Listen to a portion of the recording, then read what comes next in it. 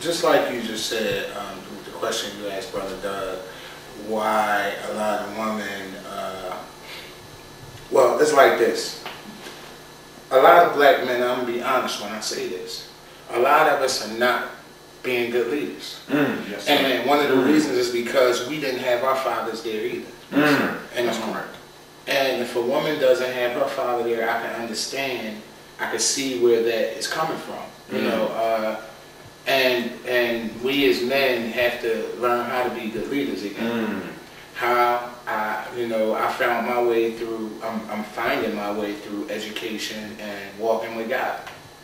Because that was the only way I could have learned how to be a good man. He the best that's out here. Yes, sir. And women have to find a way to let us be good leaders. When we sit down at that table, you have to know when your role is relieved. You relieved of these duties. This is the beginning of our relationship. This is the establishment of our relationship. And we have to find a medium to work out our issues with each other. Because other than that, the same thing is going to continue to keep going over and over. Because I find a lot of women compromise their beliefs and their values for stuff that's not even worth it. You know, a lot of them are confused. A lot of them don't believe in the black man. But it depends. You know, it's a real. It's like 6 eggs in one half and half a dozen in the other. Let me tie you back in, though, Brother John. Okay. From the perspective of black men, you know, even if not speaking for yourself, what are some reasons that you heard brothers give for why they're not getting married outside of I don't want the responsibility? Well, one, women don't want, like I said, they don't want to relieve themselves of the duties. Say for instance, so that authority of the home. Right, they don't even want to, a lot of men don't even want to move in with a woman. I know I don't. Why not? Because she won't let me lead. I have to lead. If you're a man, it's natural for you to lead. You know, so sister, you gotta let me do that. Let me lead. You know, so that whole psychological castration, that emotional emasculation where the man or the black man already not being allowed to show his full manhood in society comes home and has to fight another war to prove that he's a man with his own woman. Would you say that's one of the biggest problems with why we're not getting married? It's one of the biggest problems why we're not getting married. That's so correct. And I'm one who believes that the black family structure has to be strengthened. It's very weak right now because of these issues. Black men, it's time to come home. It's time to get yourself together. We got to stop making up excuses because we're losing our kids, and our households to these issues is very real.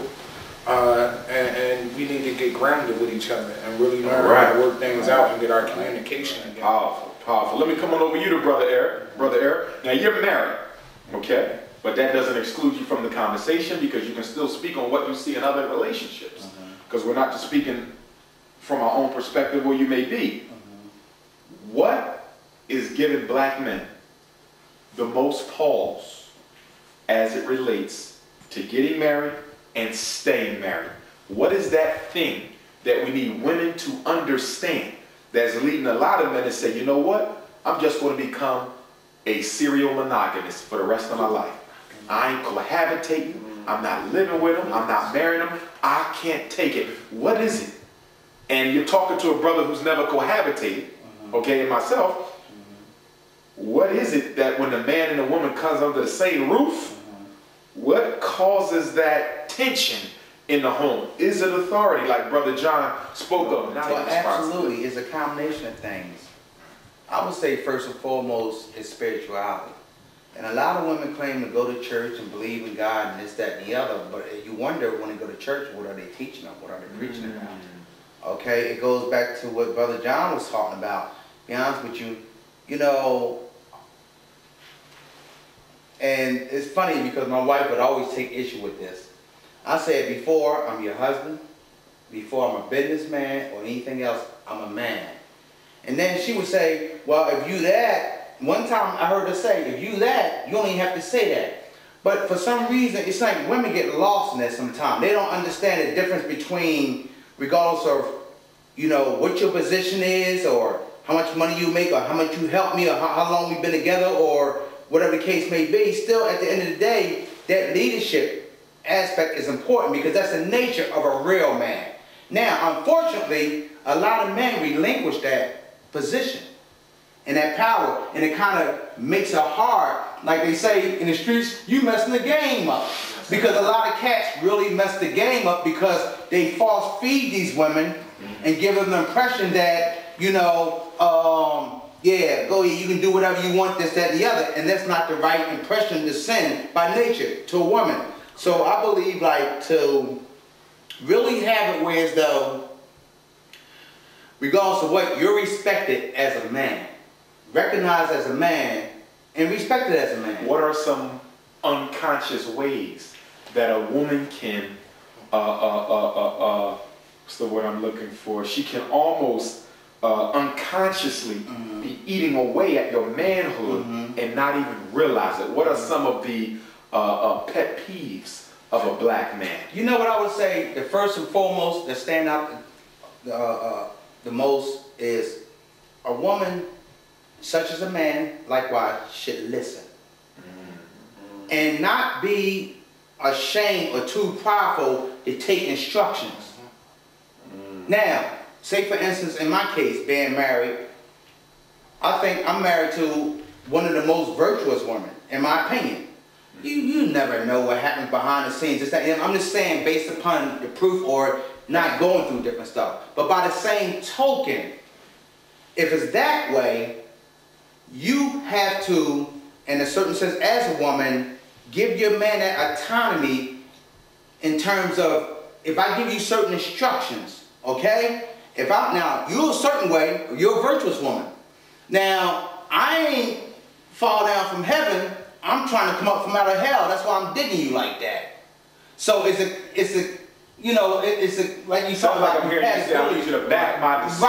Right, yeah. And not only that, I need you to help me to even raise my standards and do it in a way where as though it's tasteful as opposed to distasteful. Powerful, powerful. Let me come to you, Brother Dave. What is it that's keeping black men from marrying black women other than irresponsibility? Of course, we probably have some brothers out there who don't want the responsibility of taking care of a wife and a child and a home. We're not talking about them. We're talking about all the other black men who are not married, might be a little afraid about getting married, a little hesitant. What is it going on inside that home once we move in together that's leading a lot of black men to say, I can't take this no more? I think my opinion would be like the control or the challenge issue. Like going back to what Brother John was saying, a lot of women don't want to let the man be the man, don't want to let me lead. Like when you two-step and you dancing with me and you're a woman, I'll lead, you follow me. But no, you want to challenge me and you want me to follow you or go against, you know, the grain, you know, per se, so to say. And that in a relationship will not prosper. You know, you have to have that. That's why my first one was like compatibility.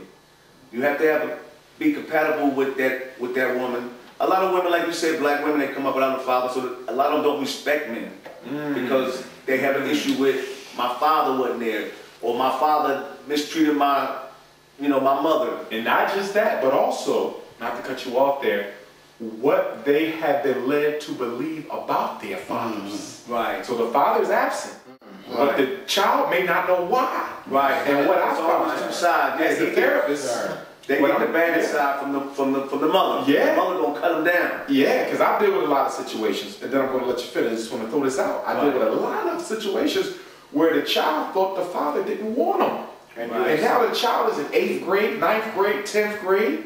They ran into somebody who knew their father because they looked just like him, and now they bringing them together. Yes. And the dad is like, I've been looking for you my whole life. Yeah. Right. And every time I tried to get in contact with you, your mother ain't want no parts of it. So I'm not the reason that I wasn't there. True. Your mama's the reason. And it upsets the whole apple cart. So now the child don't know if they can trust the custodial parent, who's the mother, and the father, they want to trust him, but he ain't been around, and it might not even be his fault. So I'm gonna let you finish, but that's a good point you're making. Not just the father not being there, but the interpretation as to why he was missing.